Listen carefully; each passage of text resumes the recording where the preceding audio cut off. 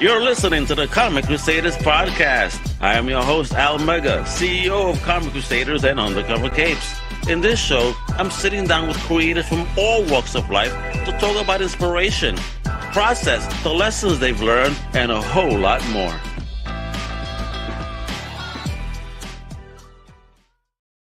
Hey, what a man, this is your boy Al Mega. Welcome to a brand new Comic Crusaders podcast. Woo! And today we have my homie coming back, a return guest. That's right. My homie has been recognized with an Eisner and Harvey Award nominations for his comic series Ripple Effects, which is the last time he was on. Oh shit! I can't wait to get into how that journey's been going. He got a dope new book, joined with my man Chris, but unfortunately, you see Chris's name there, but Chris had a deadline. And I mean, like, literally, like, if we didn't make this deadline, he may be dead. So, let's make sure he's going to be good and make sure he makes his thing. Chris, I hope to get to talk to you real soon. But no problem. I know my man right here got it. I mean, like I said, he's the big boss, an award nominee over here. My man is killing the game. He got another one over here for Christmas. That's just is really slashing it, baby. Talking about Jordan the Halls, no pun intended. That's the name of the book. Let me introduce the big man himself, the one, the only, the legendary to me, Mr. Jordan Hart. How you doing? Wow! What a just absolute jock jam hype up right there. I'm ready for anything. Thank you. Yeah. Let's go. Are you pumped up? Are you pumped up? Yeah. So pumped to be back. Thank you for having me back. This is always a blast. Brother, I told you before, as always, to all my creators, this is your Casa Comic Crusaders. It's all about celebrating amazing creators like yourself. And thank you for coming back and sharing. First of all, because I got to read the whole thing before he came on. Fantastic. This book, Dread the Halls, Image Comics, and I don't know how do you pronounce the slash the imprint Ziggy? Syzygy. Yes. Syzygy. Oh, yeah. Shit. Don't you tell people that are high to say that? Syzygy. All right. I mean, Fire. I mean, I know it was prior. It was with IDW, but I mean not as with Image, and you got Dread the Halls popping off for that. A great horror holiday theme book. I mean, unique tales here too. I mean, this ain't introducing no horror stories. I'll tell you guys, and it doesn't twist it. These guys are sick. All right, and we're gonna learn all about this. I got a dope PowerPoint I'm gonna show you in a minute. But before we do all that, I gotta tell you, the last time Jordan was on, we were talking about Ripple, I believe, right? And bro, things popped off with that book. Like, talk about that. Since that book up until now, like what's the journey been like after being nominated? Did you expect all this? Like, how's it been? It's been a wild, awesome ride. Yeah, Ripple Effects. That's when I was on, and it's about a invincible superhero that's a type 1 diabetic. So his kryptonite is his own body. So it's a lot about, living with an invisible illness, so a chronic illness, incurable invisible disability, which I have. So poured that into the story, and it to my shock was nominated for an Eisner, nominated for a Harvey, made the American Library Association's best graphic novel reading list. And then, closed out 2023 about a year ago, a little bit over a year ago, won the Dwayne McDuffie Award for Diversity in Comics, which, to me is the best because, I loved Static as a kid. A milestone. Exactly. Milestone. I mean, they were. Joseph Illich's new book. He brought back, oh my God, Syndicate. Yeah. I mean, this week, and it's like, he murdered it. Like, bringing back some good OG milestone verse, and I love the first iteration, and DC has been fiddling with it, but I think Joe did with the current book release that came out this week. Like, I think we're getting it back on track. I hope so. Yeah, I read a ton of Milestone as a kid, so it was surreal for me. Would you believe that Milestone, the whole collection is like less than 100 issues. I believe it's like maybe. No, I remember someone told me that a couple of years ago. It's like it does not seem like that's real, you know? Right? Yeah. Right. It's such an impact in less than 100 issues. Like I know. I mean, such an impact, and yeah, it's like that's how you know a real comic reader. I feel like if they know what milestone is, you know, like you're like, okay, yeah, like okay, you're an old school man. I saw Joe Ellis at a New York Comic Con this year, and what was funny was I was going up the steps to the press area, and he was the one that said, "Hey, Omega." I said, "No way, Joe is shouting me out before I shouted him out." That's great, insane. Like I love that people see what I do, and I do it for love, and like again, I love this book. You know what I mean? Well, so please check out the review, and guys, we pick it up this week. I mean, fantastic. Right back on track now. This isn't about that. This is about my man Jordan right here. So on that journey, so you're getting these awards, you're getting noticed now. So how does that make you feel? How does that affect your creativity now? Like do you feel more pressure as a creator now, or how does that kind of you emotionally as a creator now felt? I'm always curious. Yes. It definitely created more pressure. As I mentioned earlier, Ripple Effects is just an incredibly personal story. I wrote it really, just because I felt like I was the only one that could write it. I'd never seen anything like it. I've been reading comics since I was 4. I'd never seen a superhero story like that. And I think that's why I cut through. That's why I cut so much attention. I know when I'm at cons, there are chronically ill readers and invisibly disabled readers that will come up and already have it and say, "Can you sign this for me?" And like, I've waited my whole life to see a superhero like me. And like, that's the best feeling in the world. But I mean, by far. So it's like, yeah, the award recognition got me to Image. I don't think I would have, had the opportunity to pitch Image and get a green light on a book. I think you would have. Your talent is good enough. Thank you. Well, it also really helps getting artists that want to work with you, right? Like as a writer, we're in a visual medium. You need a great artist, and having the award recognition really helped with that. So I will say that was the biggest change.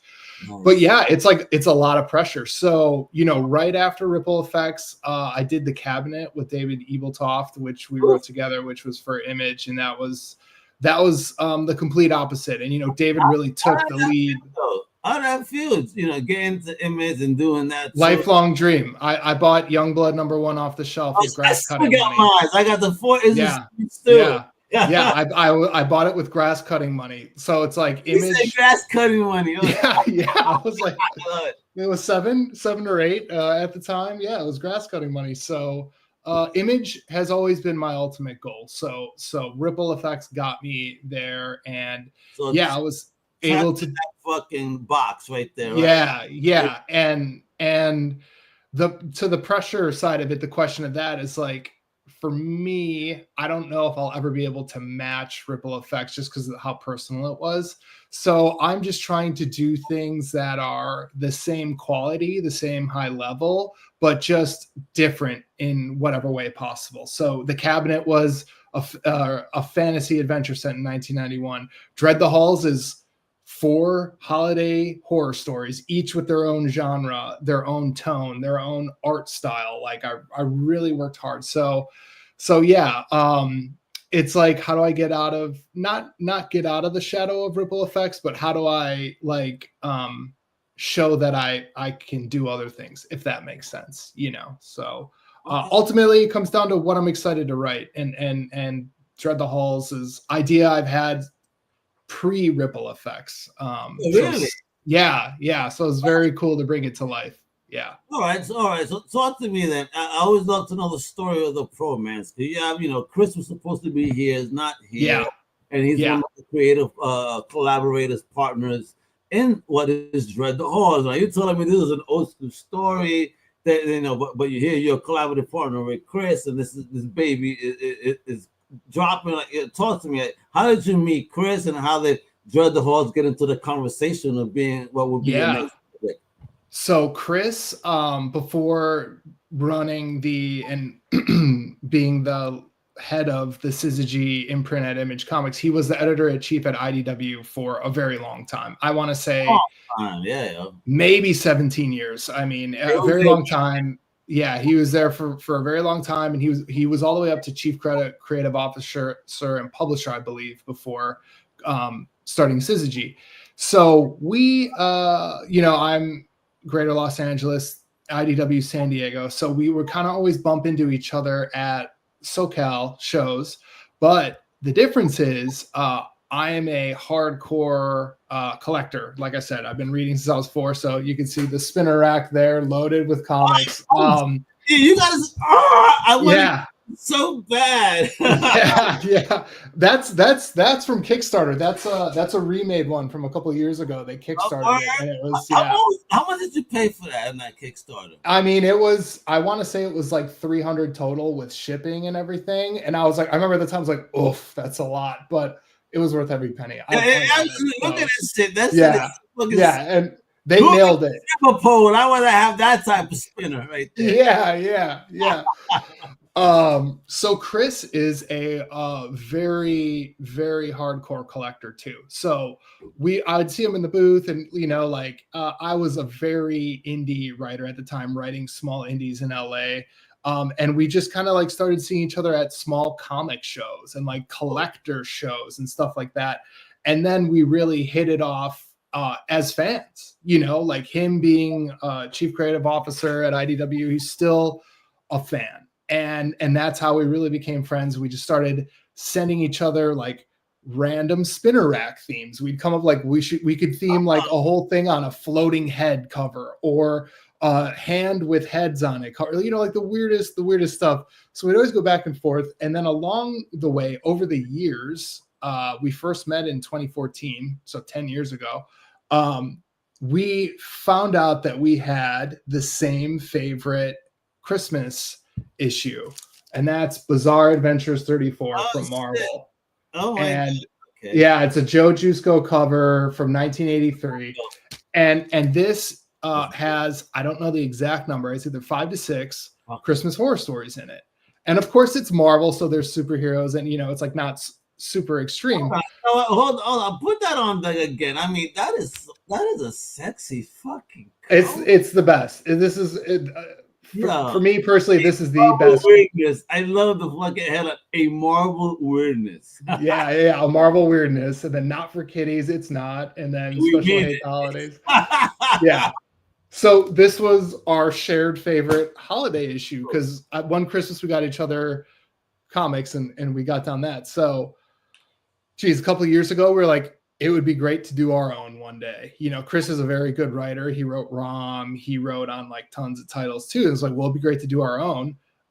And just we had talked about it for years and years and years. And then finally, there was an opening in his slate as Syzygy. He flagged it up to Image and said, I'd like to do this book of Christmas horror stories with myself. And what do you think? And Image said, cool. And then we were off to the races. And yeah, I mean, we got the green light for it, I think in February or March of this year. So then it was a scramble. I mean, it was a scramble to get everything done. But because you lined up some hella great fucking artists too. Thanks, man. About scrambling. I mean, Lee Ferguson, Jimmy, Kukaj. Yep, Kukaj. Yep. Autopath. And Fabio Veras, you know what I mean? Yes. And orange. Yeah, thank you. So that was my goal, which I mentioned a little bit earlier, was that I wrote 3 stories. Chris wrote 1. I didn't want readers to know that I wrote 3 stories. So I wanted them to sound different. I wanted them to have a different tone, different subgenre of horror, and especially much different delineated art style. Fabio, I saw in DC Ghouls Just Want to Have Fun. My friend Alex Gaylor wrote a Doom Patrol story last year. And wait. I gotta ask you. You said Fabio. Is that how he prefers it? Because I'm a Latino and I would say Fabio. Okay, I'll go with Fabio. I couldn't tell you. It's been an email email only partnership. Fabio, man. Fabio. Okay, I'm going with that. Right? I was supposed that Yeah. I was, yeah, don't say Fabio. That sounds so crazy. See, this is what we should have talked about in the green room. Name. That's not like a star name, like Fabio Star. Yeah, it's I mean, yeah, I like Fabio more too. So, yeah, and he is the artist on the new Two-Face series coming from DC in a few weeks. Yeah, so I got him just in time. If this happened next year, he'd be way too busy.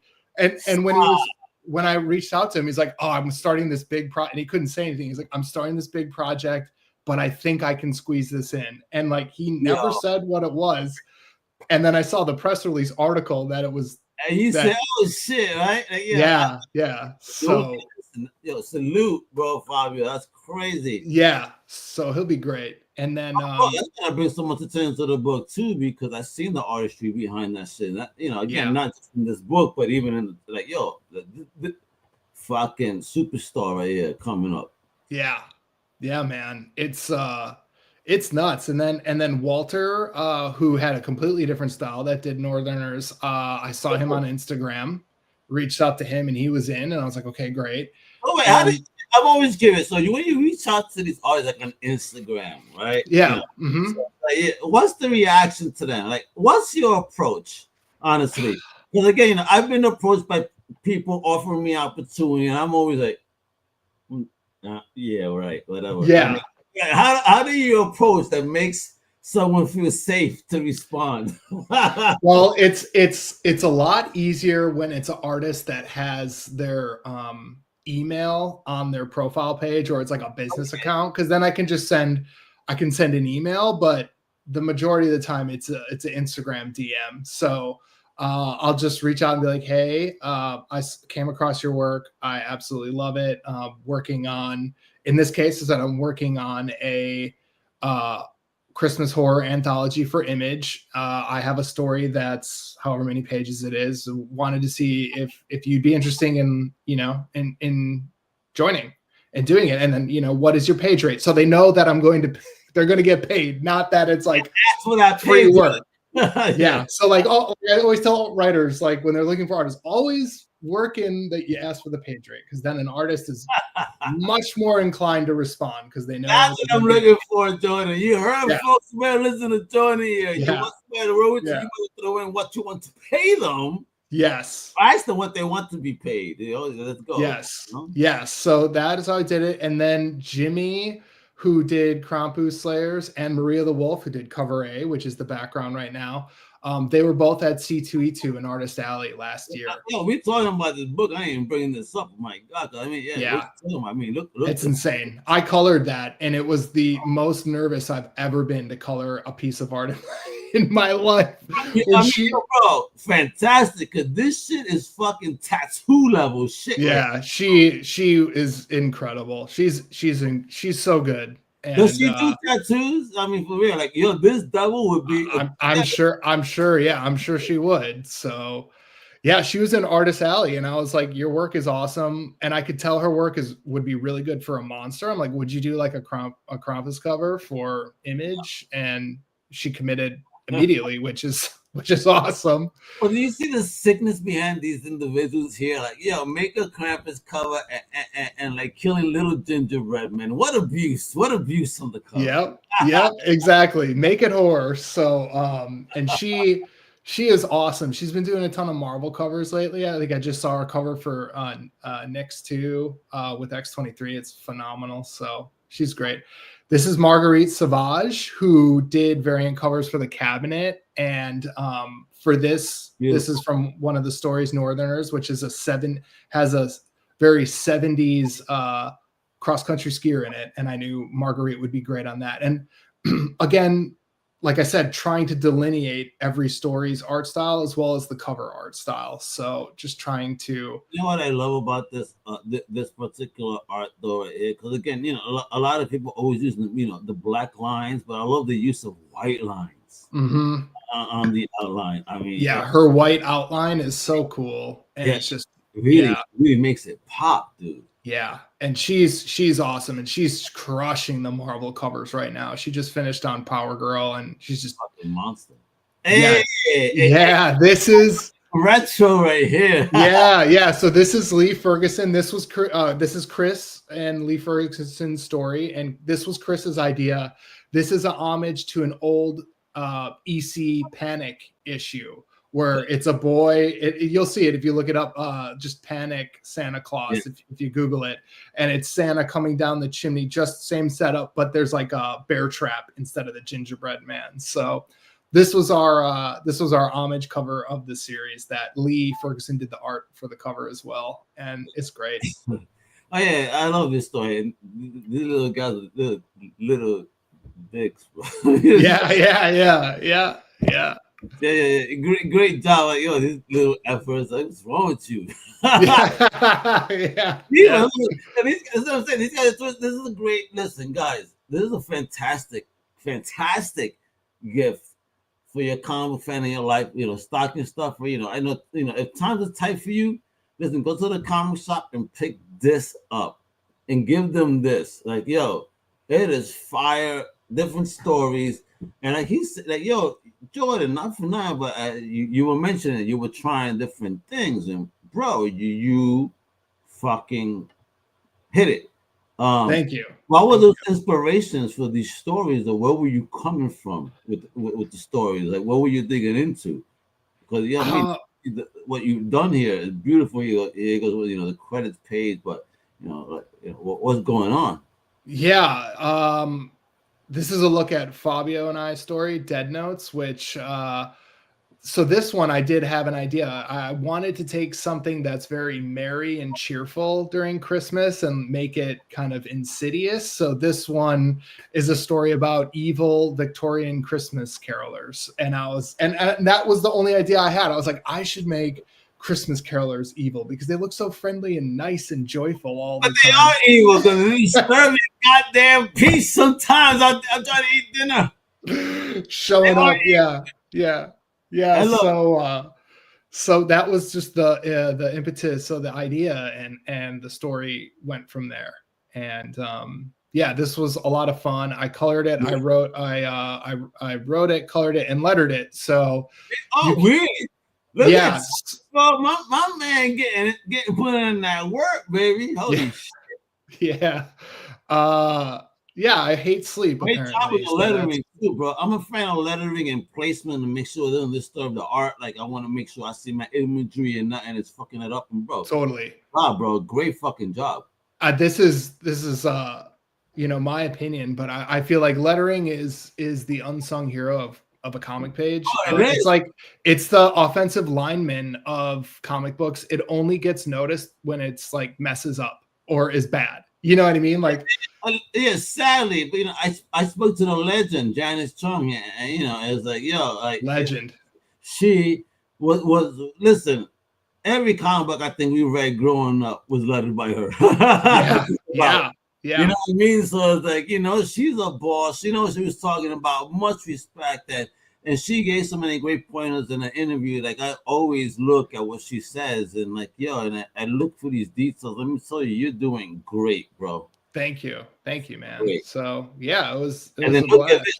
Now again, folks, I want you to see the difference real quick. You see this, right? Look at those dark tones and coloring, right? But then you go to this, like yo.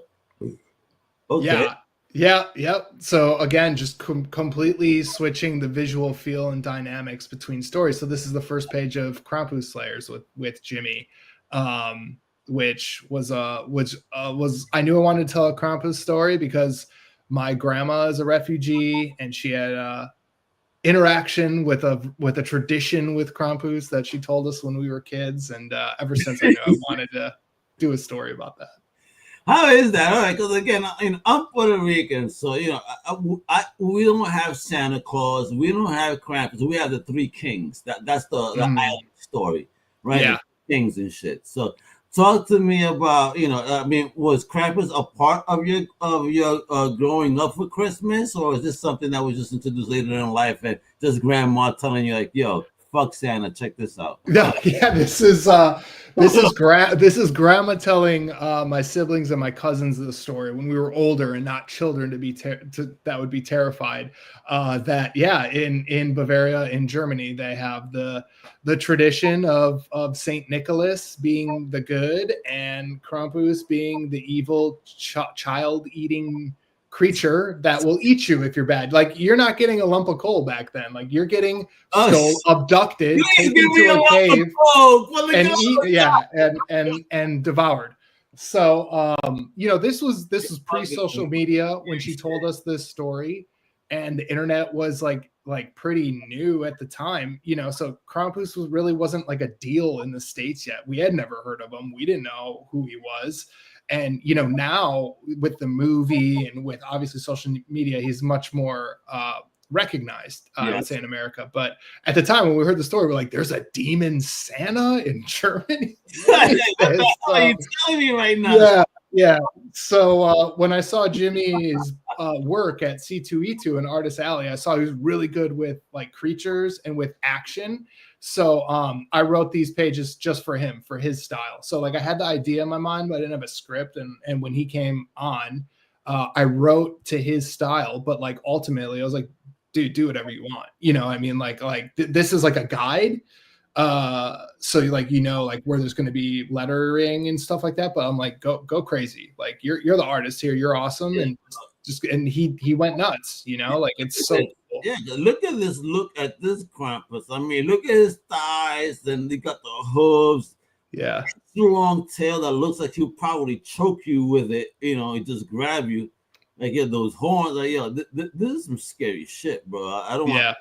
Please, bro. I'm not going to Germany then. So. Yeah.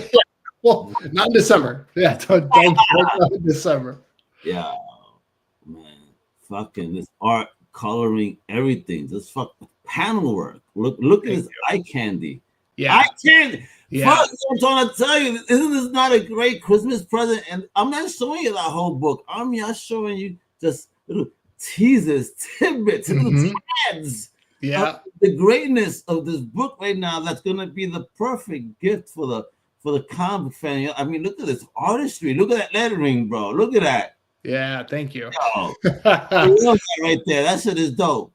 And this is Jimmy's first big American comic too, and really, right out of the gate at Image. That's all good. So you're gonna be seeing and knowing him, I think, very soon in the industry. And this is Walter, who I saw his work on Instagram and reached out. Shit though, I love the style. I love the style. Thank you. He'll love hearing that. I do too. This was the aside from the Maria the Wolf cover, this was the most challenging part of the book, because I colored and lettered this as well, and figuring out figuring out how to color this pencil work was, I mean, it took me weeks, of tests. Pencil work. Yeah, it's all pencils. You hear this, folks? Holy shit. Yeah, so basically, finally, after like so many tests and everything, I figured out that the best way to do it was to like subtract as much as I could and just tint areas to really, really just bring out his pencil work, because that's what's crazy is how good he is. Yeah, I mean, that's look at this. Holy fucking shit. Yeah, it's just like the detail in the shadow above, you know what I mean? Where it's like, if this was an inked page, that would just be a solid black shape, that whole top quarter of the page. But Walter went and just did crosshatch the whole thing. It's like, I got to celebrate this. Like, I need to elevate this. I can't. This is not going to be inked. This is not going to be like saturated with color. Like, we need to celebrate this attention to detail, because it's incredible. It is.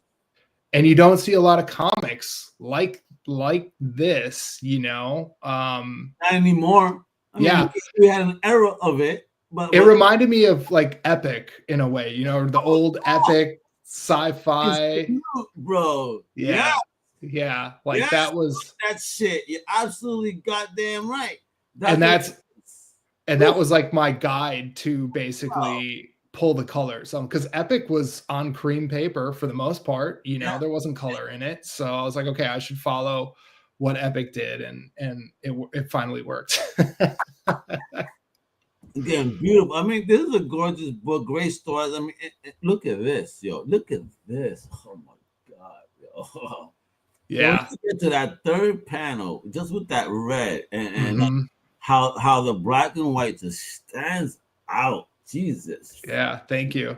Christ. Thank you. And then not just that, but what about the breakout on that first panel? Like breaking out of the panel itself. Yeah. In the art. Yeah. Like, yo, just gorgeous, man. That first and that last panel. I really like that, kind of elevating the scene so much. Like, yeah, this is boom in your face. Totally. And just like Jimmy, this is Walter's first real American comic as well. Yeah. So I'm just like, to all the artists out there listening, that like, wow, you don't have to grind for 10 years if you're ready. You know what I mean? Like that's just my message. And that's my message to artists trying to find a writer, or sorry, the other way around. That's my message to writers trying to find an artist. Like, just because they don't have anything in the States yet doesn't mean they're ready to go to the top. I agree 100. Yo, yeah, bro. I wish you were here. I would be slapping you with high five. Like, good. Air high five. Yeah. Talk that shit. Yeah. Yeah. Look at it. Beautiful. Beautiful. I mean, woof. Woof. Yeah. Look, I want this on a t-shirt. Yeah. Same. On a red t-shirt for me right now. It has to be a red t-shirt though, or burgundy. I agree. Sure that color scheme, and it will stand out so crazily. It will. Yep. Man, this is gorgeous, bro. Yeah. I'm just, again, do I have to tell you guys? You guys gotta get this book. This is, for Christmas, for your comic book fan in your life. I mean, you need this. Listen. Final orders are already dropped on November 4th. But listen, you go to your shop, you let them know, like, listen, pull this aside for me because the book is dropping December 4th. So that's 20 days before Christmas. No excuse. You're going to get paid before then. At least don't fuck around. Don't give me no nonsense, no bullshit. Like, yeah, this is the perfect Christmas present to add as a stocking stuffer. Right, I'm not telling you this is the only thing you should buy your loved one. Buy them all the comic books, but this should definitely be one of them right here. I ain't fucking lying. Do you see this fucking page? I mean, if this alone convince you, you must be crazy. You know what I mean? All right. Yeah. And so again, it's dropping December 4th. Image Comics, Syzygy. Nailed it. Yeah, Syzygy Publishing. All right. You guys gotta do it. I mean, I wish Chris was here too, so I kind of get his inspiration behind Syzygy and doing what he did, outside IDW and jumping. Well, we'll come back. I have a feeling. We'll have an opportunity. Oh, you guys, listen. This is your guys' house. I definitely want you guys to come back. Yeah, you always welcome. Want to have Chris come on? I'm curious about his take too. But folks, I mean, again, go to your comic shop, your LCS today, and get it done, folks. There's other platforms you can order from, and so just make it happen. Like, this is great. Comic books is a great present. It keeps your fellow geeks at home reading, where you can see them reading. They're safe at home. Look at that. Yeah, safe. And it's so good, safe. yeah. And it's $6. So, like it's we wanted to really invest in the covers. And how many pages? Let them know how many pages. 48 story pages. 52 oh my total. God! Yeah, for $6. 48 pages. How many stories we getting? Four stories, 48 pages. 48 pages. 4 stories of comic book horror goodness, Christmas theme shit. Come on. I know you guys love Terrifier and Krampus movies and those Silent Night movies. Come on now. This is right up your alley. Don't be messing around. You know you love this. You know gory, scary, nasty, wild stories. Let me tell you, like I said, these two guys over here, Jordan and Chris, and their artists, have done a wonderful job. They're sick-minded. I'll repeat this for like the umpteenth time. They're sick. They've done some fucked up shit here that, unfortunately, I'm sick too, and it made me smile. Oh my God, I'm disturbed. Anyway, Oh, man. yeah. But Jordan, you got from rock for real, bro. I'm excited for the success of this book because I think that people are, again, this got to get nominated as one of the coolest holiday books to have come out. For sure. Thank you, man. That means a ton. Do they do that, like best holiday book? No, they should though. They should do best holiday book.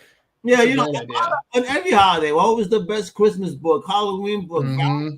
book even? I would like to see that. And I would too. It would be a great, fantastic. I would put 100% my back on this one. Thank you. Thank you very much. I haven't seen a fun holiday book like this one. I can tell you, I was smiling every story. I said, you fucking sick bastards. All right. I'm sorry. And so, you know what I mean? Like, damn, bro. It's horror. It's horror. I mean, that's what it is. So I love it. Baby, let me tell you guys, Dread the Hall, baby, right here. Dread the Hall. Fuck yeah, but listen, it won't dread your book, your pocketbook, because you're gonna be loving every minute of it. So, your pocket will be enjoying the shit out of it. The dread will be coming when you're fear reading. Don't read it at night. Read it on the day. All right, I suggest. So that way you're not terrified. You can have a good night's sleep. Because you read it at night, I'm warning you, don't blame me. Don't blame Jordan. Don't blame Chris and the rest of that team. You read the shit at night, you're gonna have some nightmares. I'm telling you. That shit is vivid, it is wild, it is fun, and it is great. And that's the important part here. So, Jordan, bro, you're the man. Follow Jordan only on Instagram at Jordy Jordith. Apparently, he's a Sith. Yes. Secretly, that's why I write the horror book. Yes. You're a big homie.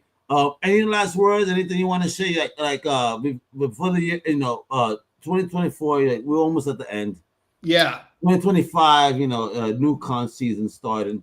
Any appearances are you going to be making? Before the end of this year or the beginning of next? Yeah. Yes. If you are in Southern California, we'll be signing on December 4th, release day at Golden Apple Comics, historic Golden Apple Comics. Hey. Yeah, right in Hollywood. That'll be me and Chris. Saturday the 7th will be Marguerite Sauvage and myself at Culver City. Pulp Fiction, Culver City. And then the following Saturday, Chris and I will be at Nowhere Comics in northern San Diego, which is San Marcos is where that is. So we'll be there. Other than that, any SoCal Con, you can find us, Comic-Con, WonderCon, LA Comic-Con. I always go to C2E2, so I'll go there. And New York, probably next year, and I'll have to find you for sure when that. Oh, you'll be hearing my mouth. I'll be saying wepa everywhere. Just put your head like that Puerto Rican out. Let me tell you, a big shout out again to Melissa Mazzaro for putting this together.